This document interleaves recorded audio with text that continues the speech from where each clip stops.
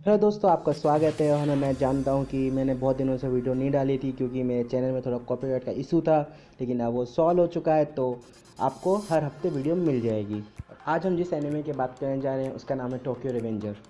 इस एनिमे के अंदर एक हरामी दोस्त होता है जो अपने ही दोस्त को ट्रेन के आगे फेंक देता है, और उस एक्शन की वजह से अपना मेन कैरेक्टर पास में चला जाता है अपने एक्स को बचाने के लिए। और ये तो बिल्कुल लॉजिकली नहीं है कि कोई अपने एक्स को बचाने के लिए पास में क्यों जाएगा, शायद उसको पैचअप करना हो। इसकी स्टोरी इरेज से सेम है क्योंकि दोनों एनिमे के अंदर अपना मेन कैरेक्टर पास में जाके लड़की को बचाने की कोशिश करते हैं। ये अच्छी बात है, लेकिन हम सब जानते हैं रेज में क्या हुआ था। लड़की ने सिर्फ दो से शादी कर ली थी, इसमें ना हो सिवाय एक चीज़ के, इसमें लॉजिक है।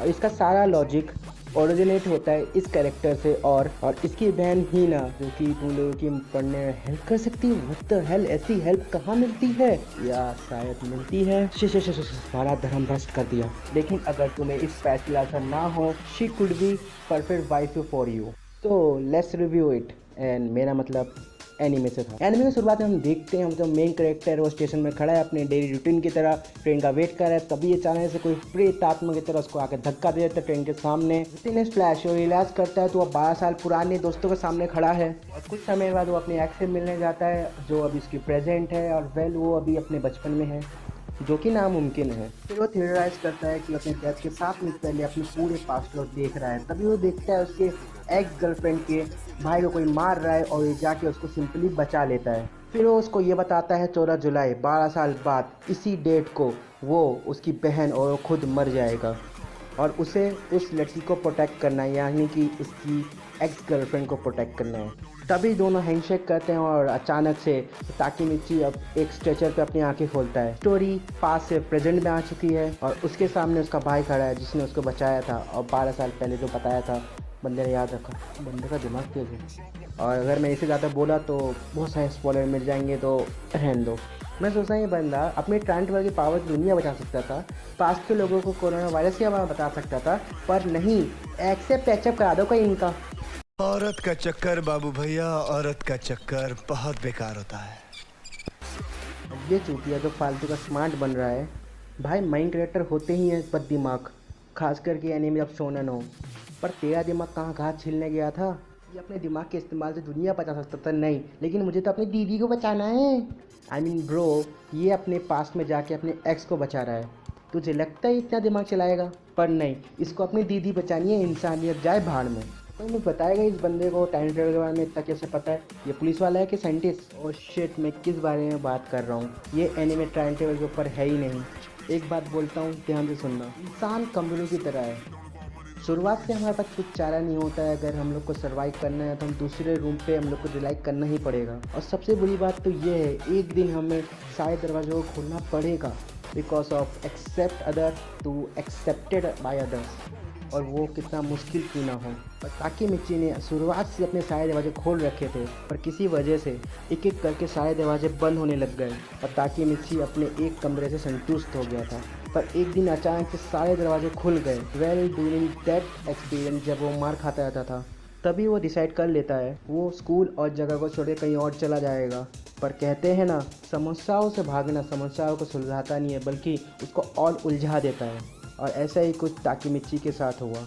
उसके सारे दोस्त छूट गए, उसके ज़िंदगी का एक लौता प्यार छूट गया, जिसका दर्द मैं और ताकीमिची समझ सकते हैं। उसके बाद ताकीमिची अकेला पड़ गया, उसका कोई दोस्त नहीं बना, और वो इतना बर्बाद हो गया कि छोटे बच्चे भी उसकी मजाक उड़ा के चले जाते हैं। बट फॉर दैट इंसिडेंट उसकी पूरी लाइफ रीसेट हो गई। उस समय वापस आ, जब हालात बिगड़ना शुरू हुए थे, उसके सारे दोस्त दुश्मन वापस आ चुके हैं।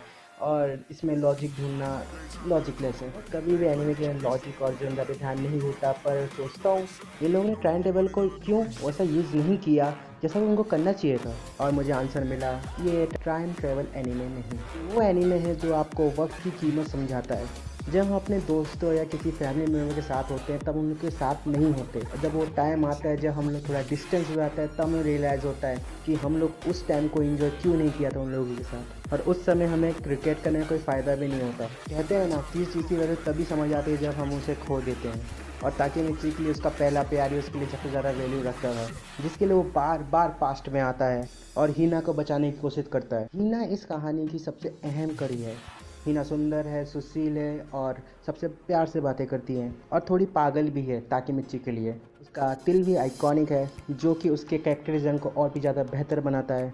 ये कैरेक्टरिस्टिक्स जस्टिफाई करते हैं क्यों टाकी मिर्ची अपने एक्स को बचाना चाहता है। ये बात तो माननी पड़ेगी, ये सारे सिनेरियो मिलके अपना मेन कैरेक्टर वो बनाते हैं जो कि वो है। हमारा मेन कैरेक्टर बहुत ही ज़्यादा टेंस है पर हम नहीं देख सकते क्योंकि वो अपनी सारी भावनाओं को अपनी मुस्कान के पीछे दबा देता है और झलक के बाहर भी आने देता है। ये नहीं कहता इस डायनेमिक टोक्यो रिवेंजर है और अभी तक हम लोगों ने रिवेंज का कोई भी एलिमेंट इसमें देखा नहीं है, लेकिन अब वो भी दिखना शुरू हो चुका है। टोक्यो मांजी गैंग का मतलब ये होता है टोक्यो रिवेंजर गैंग, और पता नहीं कितने लोगों को ये बात पता थी और अब गैंग की बात आई गई है तो बता देता हूँ। काफ़ी लंबे समय के अंतराल में ऐसा कोई एनीमे आता है जो टोक्यो गैंगस्टर को इतनी अच्छे से दिखाता है, जहाँ पर गैंगस्टर कोई आर्क नहीं बल्कि पूरा एनीमे ही गैंगस्टर के ऊपर हो और एनीमे का नाम भी गैंगस्टर के नाम पर हो। टोक्यो रिवेंजर एनीमे 4+ खेल को बहुत अच्छे से दिखा सकता है या फिर नहीं। ऑफकोर्स जापान के अंदर 17th सेंचुरी से गैंग्स ऑपरेट कर रही हैं और वहाँ पर लीगल है, so there is a possibility Tokyo मांजिंग गैंग इतनी बड़ी हो जाए। इस एनीमे की खासियत है कि 8 मिनट में आपका कैरेक्टर डेवलप हो जाएगा।